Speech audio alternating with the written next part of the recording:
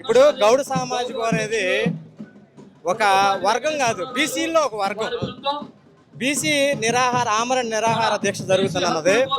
ఇది ఒక రామచంద్ర యాదవ్ కోసం, లేకపోతే ఒక గౌడ కులం కోసం, లేకపోతే ఒక ముదిరాజు కులం కోసం, లేకపోతే ఇంకో కులం కోసం కాదు.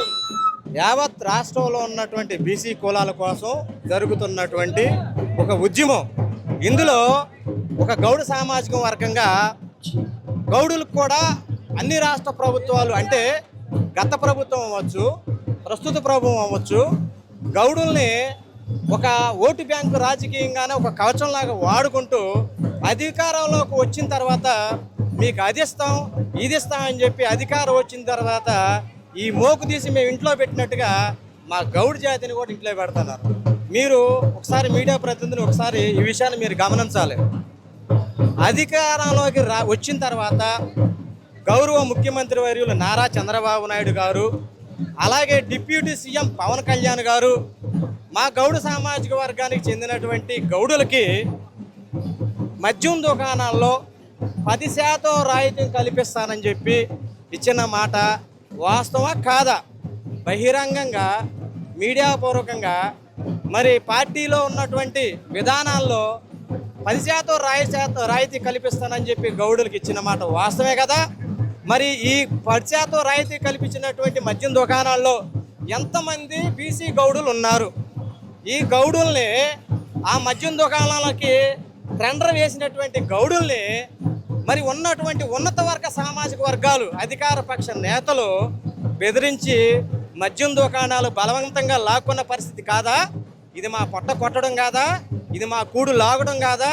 మా గౌడు జాతికి ఉన్నటువంటి కులవృత్తిని దోచుకొని మీరు ధనార్జన చేసుకోవడం కాదా అన్నదే నేను మీడియా పూర్వకంగా ప్రశ్నిస్తున్నాను. ఇంకా మీరు ఏదైనా అడగవచ్చు. అంటే ఇంకోటి ఏంటంటే, ఒక బీసీలకే అన్యాయం జరుగుతుందా, అగ్ర కులాల్లో కూడా ఇలాంటి అన్యాయాలు జరగట్లేవా? అంటే ఒక బీసీలకే అన్యాయం జరుగుతుందా అనే వర్షంలో ఒకవేళ మీరు ఏం చెప్తారు దీనికి సంబంధించి? ముఖ్యంగా అగ్ర కులాల్లో కూడా పేదలు ఉన్నారు. నేను వాళ్ళని విమర్శించడం కాదు. ఇప్పుడు అగ్ర కులాల్లో సామాజిక వర్గాల్లో తీసుకుంటే మరి బీసీల్లోకి పరిగణించబడినటువంటి కాపులకి అన్యాయం జరుగుతుంది. అది వాస్తవమైన మాట. మరి వాళ్ళకు కూడా రాజకీయంగాను ఆర్థికంగాను మరి ఉన్నటువంటి స్థానిక విధానాల్లో కాపులకి అన్యాయం జరుగుతున్న విషయం మనందరికీ తెలిసిన విషయం. అది పరిగణించబడుతుంది.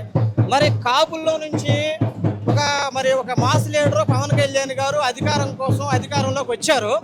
అధికారంలోకి వచ్చిన తర్వాత వారి సామాజిక వర్గాన్ని ఏ విధంగా కాపాడుకుంటున్నారు అన్నదే మనం ఈరోజు వాస్తవాల్లో చూస్తున్నాం, పత్రికల్లో చూస్తున్నాం, టీవీలో చూస్తున్నాం. సరే, ఇప్పుడు ఒక బీసీలకి అన్యాయం జరుగుతుందా అని మీరు అంటున్నారు. బీసీల కుల వృత్తులు ఏంటి మీరు ప్రథమంగా తీసుకోండి. ఒక్కొక్క కులానికి ఒక్కొక్క కుల వృత్తి ఉంటుంది. బీసీ సామాజిక వర్గాల్లో ఉన్న ప్రతి ఒక్క కుల వృత్తులకి ఆ కుల వృత్తులు ఈరోజు బీసీ సామాజిక వర్గాలు చేసుకుంటున్నారా అన్నది ప్రశ్న నేను మిమ్మల్ని అడుగుతున్నా.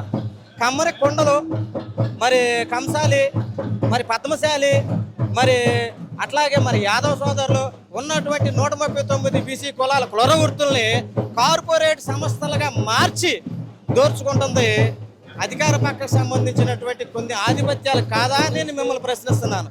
సరే, ఉన్నత సామాజిక వర్గాలకు అన్యాయం జరుగుతుంది. ఉన్నత సామాజిక వర్గాల్లో కొంతమందికి, అంటే వెలుగులో లేని కొంతమందికి అన్యాయం జరుగుతుంది. దాన్ని ఆ సామాజిక వర్గాలు వాళ్ళు ప్రొటెక్ట్ చేసుకుంటారు కాబట్టి, మమ్మల్ని ఎవరో ప్రొటెక్ట్ చేయరు కాబట్టి వాళ్ళకి అన్యాయం జరుగుతుందంటే మేము కూడా హర్షించి వ్యక్తం చేస్తున్నాం. ఇంకా అడగండి.